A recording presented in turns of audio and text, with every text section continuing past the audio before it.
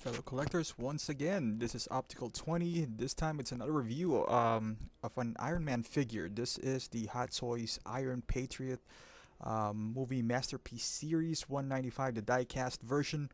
As you all know, this has been released a while back, and lately they have it a sale at Sideshow, which you can get this for pretty cheap. So I went ahead then, because I've never had a diecast figure yet. I reviewed the War Machine, but it wasn't mine. It was my friend's War Machine. So and I'm reading a lot of good things about the diecast series. You know, compared to my Iron Man Mark 7, these are more posable. So I decided to take the jump, and as usual, we're just gonna start off with the box. Pretty much similar to the War Machine version. It does have the I don't know how you call it, a stencil white 3D effect. It pops up like this. It's not your normal, like shoebox style. You kind of take this out. I mean, nice packaging. So you can see the stencil style layout. Not sure if this is the safest way to travel if if you're transporting this box somewhere else, because when you first receive it, it does come with like a wraparound plastic on it. But aesthetic wise, it looks pretty good. It's shiny. It's a different feel than the normal MMS version, than the shoe type box. You take this out. This is a separate piece. Like I said, aesthetically it looks good. It's a shiny, hard cardboard box, which it doesn't snap on and off, easily. It has some texture on it. The die cast, it's kind of, shiny, and this part is pretty sturdy. It does. You can see the styrofoam. It has the Iron Patriot embedded on it. It's pretty cool. Get a little bit closer look. Like I said, it's pretty similar to I guess it's the same mold as well as the not Mark 7, but the War Machine. At the back, that's where you will see the stand. It has a plastic casing which you can peel off. I'm not gonna go into too much details into that, but just to show you how it works out. I'll zoom it out a little bit so you can see what we're working on here. So you just lift this tab off. It's pretty sturdy, so nothing's gonna move around. This is the Iron Patriot. As you can see him, all his glory, all wrapped up with some protective plastics in there. You just gotta be, especially when you're in this kind of position, be careful because it's a bit heavy, so he might fall over. But I'm constantly keeping an eye on him. But yeah, he's purely secured. In essence, it's kind of like a DX figure. I will jump on to the accessories, and this is the manual. Make sure you read them because it's not like your usual. I mean, if this is your first Iron Man figure, this is actually my. I've seen a lot of Iron Man figures, but this one's a bit different. I didn't play around with the War Machine that much, so I wasn't familiar with how it works out as far as switches are concerned. So make sure you read that tab. I mean that manual. This is the base. I mean, he doesn't come with too much accessories or any accessories at all. It comes more than the War Machine, but pretty much the same standard base for I guess Iron Man figures nowadays. Not the MMS version, because this one actually does light up. This is pretty similar to my Hall of Armor one. This kind of moves to fit well with the feet. Snaps on there, so it kind of give you like a tight space. Overall, I do like it. I mean, can't complain. I'm not a big fan of this big bases though, but in his case, that's the metal rod. The back, as you can see, you just snap it on there. Pretty self-explanatory. This one's made of metal. This is not the bendable one from the dynamic stands. And I can understand why they went with this basis with a metal rod. This is a bit heavy. This is my first, I would say, actual die-cast figures in my hand that I can play around with and whatnot. So it's pretty overwhelming once you first open it, and then you're gonna hold your Mark 7 at the same time. So it's pretty much, it's like, it doesn't feel like a toy, even though it is. That I guess you get that first-time feeling once you open that. This is closed-fisted hands, and you can see the battle damage there.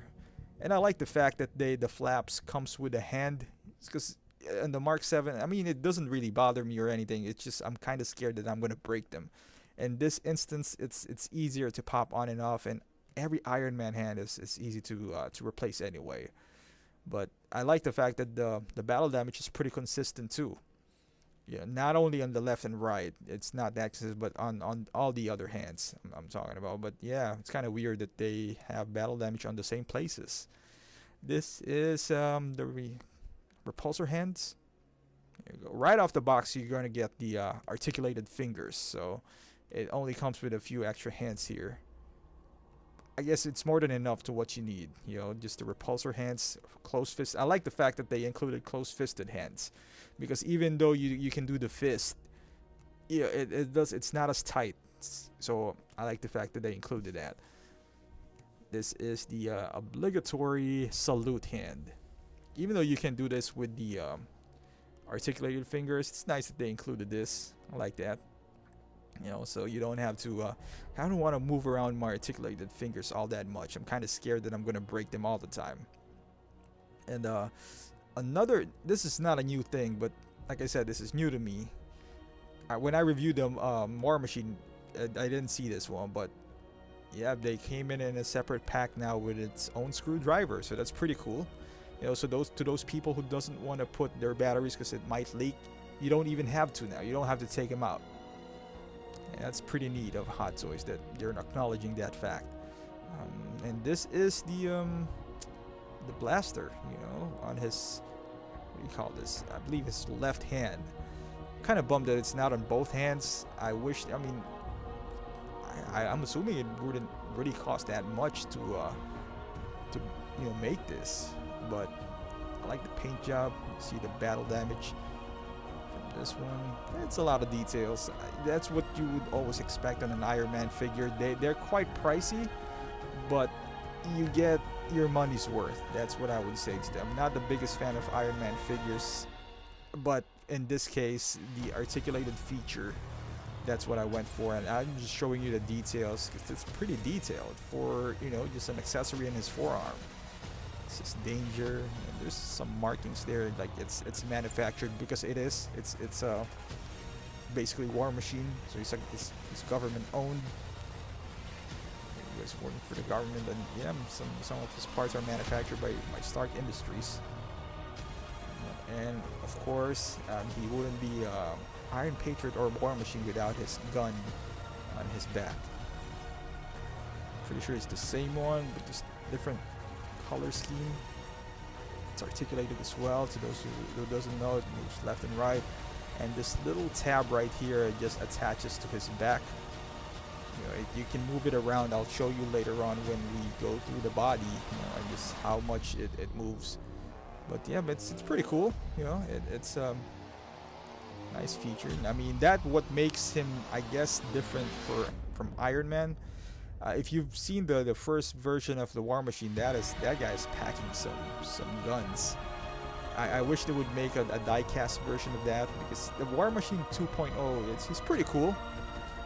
It's a bit boring for my taste, but you know, to those who like just the plain gray, you know, he's pretty cool too. But to those who own the first War Machine, I wish they would make a die-cast version of that, like I said, because it's just the you know, the ammunition and all this rockets on his arms. He just looks intimidating. And this one rotates, you know, so just, you know, you can position this in any way that you wanted.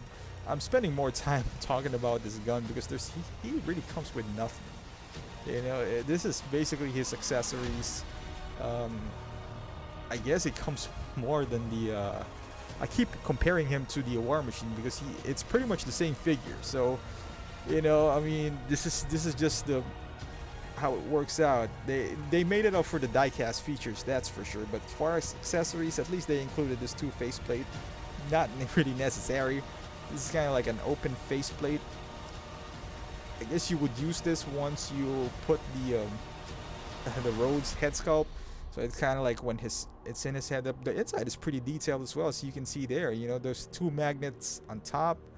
There's also a magnet at the bottom, so it would just snap onto the Rhodes head sculpt. But I guess this is the closed version one. Why they made two? I mean, subtle differences. I don't know. It's Hot Toys. You know, there's really no explanation to that. I guess they felt bad because it doesn't come with any accessories. So I guess the other faceplate, you put it on top of Rhodes's head, so it kind of looks like it kind of disengaged. That's my only explanation for that. But the change is really subtle. Everything is pretty much the same outside of those two ridges. It looks like it's opening up. So yes, take it as you may. And I would say this is the biggest difference between, and I'm pretty sure everyone would agree, is the head sculpt of Rhodes, played by Cheadle. It's amazing head sculpt. Look at that. It's just creepy. I know some people are buying the separate head sculpt and just painting it to match up with their War Machine, which you could do as well. I mean, for $30 more, because War Machine was retailed for what, $179, and this is retailed for $305. You know, for something like $25 more or $30 more, you get an extra head sculpt and 2 face plates. I guess it's worth it. You know, that's kind of like the amount you're gonna pay if you pay like a head play kind of head sculpt, which is around $30. But this one's authentic Hot Toys. I mean, it's Iron Patriot is all about color scheme. You know, it's different taste for different people. So, and you know, we're just looking at the head sculpt right now. It's pretty cool. You know, just nice head sculpt. You just take this off. This is one thing that annoys me. Is why did they make it so hard, so difficult to open this? The lights on their face. I mean, there's the battery compartment, as you can see, and that is the switch. You can turn it on and off. At first, mine came kind of a little wobbly. You know, like the lights are not all that bright, and it's not turning on. So if that happens, just take the battery off, put it right back on. I don't know. It's Hot Toys quality issues, as always. I mean, they make good figures, but sometimes their quality is kind of questionable. Like in this instance, I don't know, maybe just the light in the face is not as bright as his chest. As you can see there, I mean, it's pretty cool, but... And this is, I'm trying to get my Iron Man Mark 7. This is the Mark 7. They should have stick with this kind of process. You just take off the faceplate. So you can see, it's quite easy. It's made out, it's stick to a magnet. That's the, you know, you just turn it on. I mean, there's like a tab that I need to take off, but you get the idea. You know, it's pretty easy. You don't have to, because eventually I think that part is gonna snap off. You know, once you take it on and off for so many times. I mean, it's made out of plastic. You know, you see how easy that is. You just take the tab off, put that back on, and there you go. It lights up. You know, I mean, I do get the fact that they're trying to hide, you know, as much as possible, but don't make it difficult. And you know, you're trying to put a risk of breaking that piece on his head and also scratching the paint, because it's not like it's made out of, it's not like it's being snapped by a magnet. You also have to exert effort when you're kind of plucking it out. So I don't know. So hopefully in the next Iron Man figures they would get rid of this process, because it is a process just to put the lights on. It kind of deters me from putting the batteries on. I normally just put my batteries on my Iron Man, but in this case, if it's that difficult, then you know, might as well leave it on the plastic case. So I'm not gonna take it on and off all the time, whether, you know, any time that I wanted to do it. But as you can see, there's a lot of details on his head sculpt. Some battle damage on his ear. There's a lot of details included in this one. So you can see the jawline there. It's pretty awesome. You know? I like it. Aside from that minor, now moving on to my favorite part, which is the Cheadle head sculpt. This is the there you go. Look at that. Look at that. How awesome that is. Looks exactly like Cheadle. I mean, he has this blank stare on his eyes, but you know, I mean, you can't really complain, because it looks exactly like him. You just swap out the faceplate, and you can see the magnets on the top, so that kind of holds the faceplate in its place. And if you're planning to you know, just do the entire thing, you kind of gotta position them on the right way. Otherwise, if you follow the instructions, it would cover his face, so it kind of defeats the purpose, because you won't even see his face. So you just gotta find the sweet spot between the magnet and the metal on the, you know, on the head sculpt and the faceplate. So you can just like this one. It just sits properly. If you because if you mess up, it'll fall. So just find a sweet spot. If you, like I said, if you follow the instructions, it wouldn't show his face. But let's take a closer look on his face here. Look at that, the skin texture, the eyes, his nose. It's just Cheadle all the way. It's kind of shame that they didn't include this on the War Machine version. But like I was mentioning earlier, if you're good at painting, you can get one of the sculpts, and I guess if you can paint your own head sculpt and just pop it on the War Machine, it would work. I guess it's pretty good, because it's a shame that you won't be able to use this sculpt for the War Machine because it's obviously a different color. But it's the same battle damage all throughout. On the back of the head. Obviously, the top part doesn't pop off because there's no sense. It doesn't have any light up features. The jawline kind of drops back and forth, so just to see his chin, I guess. But that's pretty much it. But I like this sculpt. I'm pretty much gonna display him with this one, maybe an open sculpt or so. All right, moving now to the figure itself. It's an amazing piece. You can see there's a lot of details here. There's a lot of articulation as well. Even the ankles, it's kind of separated. I'm just marveled by how good this figure is. I guess the color kind of brings it out too, because it's vibrant and it's loud. So the battle damage kind of stands out. The white scratches, and I like the fact you can even see the ammo on the side, and it just pops out of your display case. And just the color scheme itself. See danger, some markings, Lieutenant Colonel James Rhodes. Some decals. And I'm glad that they didn't have us put the decals, because I know there's one figure, I think it's the Peacemaker, where they want you to put the decals. I was like, come on, man. You're paying top dollar for this figures. Why would you put? What is this, Tamiya or something? But in this case, paint job is amazing. I like the fact that it has some battle damage, because it is metal, and at some point, if you keep this long enough, you are going to have scratches on the figure. And once you do, at least it wouldn't look so different. But yeah, this is how you.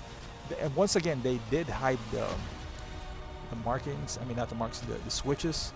This is the articulated finger. So, I mean, there you go. It used to be under his arm, inside the arm, which is totally fine with me. In this case, you gotta take off what do you call this, the rocket launcher in his forearm, which is not that hard. But once again, these are made out of plastic, so as always, you put the risk on breaking something every time you do this.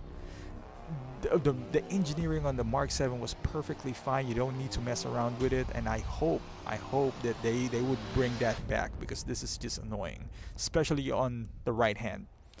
It's even worse because these are tight, and I'm just trying to show you the difference. Basically, it's just the machine gun is engaged, but it's totally the same piece, which it makes sense, because for uniformity you want to do that.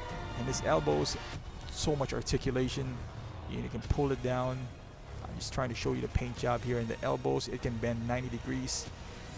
I don't know if it's 90 degrees, I don't know if I'm accurate with that, but yeah, it works that way. And then you kind of pull it out. It's double bended, so there's double joints. You can pull it out. It's also on the instructions, so you might want to read through that. See some ammo. There's a lot of details, and how as heavy as he is, the Mark 7 doesn't compare as far as articulation wise on this guy. Mark 7 still looks good though, but articulation wise, this would kill, I would say, most of my Hot Toys figures, because of his leg movements, arm, even the regular TTM, the figures. AF445, there's a lot of decals on him. And the shoulder too, I like the fact that I don't know how to explain it. His shoulder has a lot of movements on it, because you got to be careful, because since they're all metal, there's sharp edges on this guy, especially in her shoulder blades. So it's all about positioning. You see that? It's touching right now. And once you pull that off, there you go. So that's not touching anymore. So you can have him like a high shoulder type of figure if you push it up, but you got to be careful that they're touching. because over time I can see some paint chipping in there. It's metal, but it's a good thing that they already put a battle damage on that area, so when it happens, you don't have to worry about it. And his abdomen area, as you all know, they already implemented that in the on the Mark 7, which you can kind of stick it out for extra articulation. The star is, I guess, the biggest differences as well, as far as, because everyone knows it's a repaint of the War Machine outside of the star because it's sculpted, but it's not necessarily a bad thing that it's a repaint, because first of all, it's a matter of choice if you want it all gray or the Patriot color scheme, because the actual figure itself is pretty nice, you know, without the paint. Even if you paint it red or yellow or, you know, whatever it might be, maybe not yellow, but it would look outstanding because of it is War Machine to begin with. But, you know, just changing the color and maybe just altering here and there, you know, that makes it stand out, in my opinion. And this is the right hand side, pretty much similar, you know, some battle damage. And look at those boots, and you can, this is articulated as well. You can extend the foot so it would have some articulation. As far as, I mean, a lot of you are asking, why do you need articulation on the feet? That is for posing wise. So if you're, because he's pretty sturdy, he can stand on his own. So if you have those articulation in his feet, it's a lot easier to pose him or to stand him, you know, just stand up wise. And the backhand side, as you can see, ammo. And this is another annoying part, because that is where the switch is hidden on this guy. And first time it's gonna be, you know, it's gonna be really tight, like in this case. So they gave you this tool, this plastic tool, which you can pry it out, but see that it's pretty snug. And you know, sooner or later, if you keep on doing that, it will break. It will. You see, that's how you turn it on. And imagine, you know, you have visitors coming, you're trying to show it off to your friends, and you're pretty much in a hurry, and you don't want to kill the battery because it's running. And, you know, it would break off. It's just poor engineering. Hand side. See, this is where you put the batteries on. That was a pretty good placement. If you can just put the switch right there, it would have been perfect. This back side, it's pretty cool. Yeah, pretty consistent as far as paint job and, you know, some scratches. I guess I can do without scratches as well, like the clean version. But I guess they did that anticipating that, you know, at some point you're gonna scratch this figure, so it wouldn't be that much noticeable. So you can see this engage to service. That's where you put his gun on his back. It doesn't rail as far as going back and forth, you know, things of that nature, but it works. And another annoying part, I mean, at least they did hide this one. I mean, it's not that bad when you take this out. This is made out of die cast, so it's not like it's gonna break. That is the battery compartment, and that's really tiny. So if you don't have any you know, long nails or anything, it's gonna be hard to reach. And that's how you turn it on. And yep, like I said, this is where you disengage that thing. And then put the gun. This piece, if this would just focus, there you go. That little blue tab right there, you just put it anywhere in that section. So that's pretty cool because you can do several different poses. It doesn't rail back and forth like I said, but you know, I'm just trying to show you what else you could do.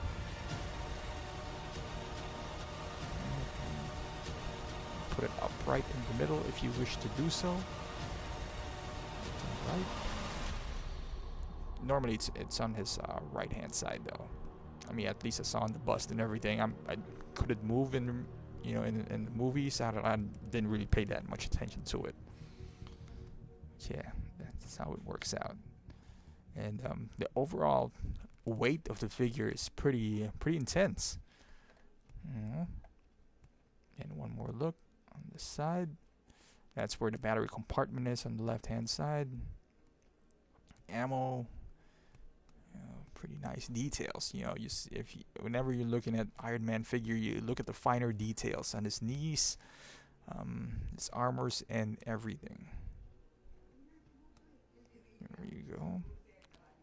That's a pretty cool looking figure right there. Some paint of blue and red in there. Put it right back there. And this one I just want to, give you a closer look on the shoulders, because I don't think I explained it fully. So here it is. You can move it up, just to hide the joints inside. It's not, you don't really need to hide it because it's not that bad. It actually shows you some gears, but as you can see there, it does touches the upper part. You can see the gears there. It's nicely painted. It's silver, so it's not like it's horrible or anything.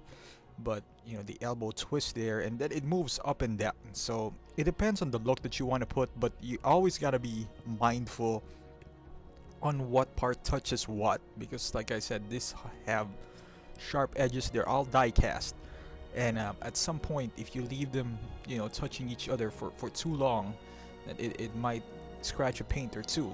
So if you want to hide it, you could. You give them this museum pose, which it all depends if you want him the high shoulder ones or the low shoulder ones. You could, but yeah, this is the overall look. I'm gonna take one quick look again, up and down. It's pretty intimidating, like that. Like I said, you see the shoulders now, they're not that even. And size comparison wise, even though he's die cast, he's not that big, or he's not even taller than Mark 7. They're pretty much the same size. Just show you like Tony Stark kind of looking at Colonel Rose like, what the hell you doing, man? But yeah, as the only difference I guess is when you hold them. You can really see the difference, but height wise, it's pretty much the same. And on pictures, you won't know that the other one's die cast, the other one's not. And that's pretty much it. So if you are planning to pick this one up, if you are an Iron Man fan, then you shouldn't even be watching this video, because you are going to pick this up regardless. But if you are debating between this and the War Machine, and this is through personal preference, it's all upon your taste, I personally would pick this instead of the War Machine because of the color scheme and the Rhodes head sculpt. But that's pretty much it. But if you pick up the other one, it's not bad as well. So yeah, so hopefully you did like the review. So please watch, subscribe, and until next time.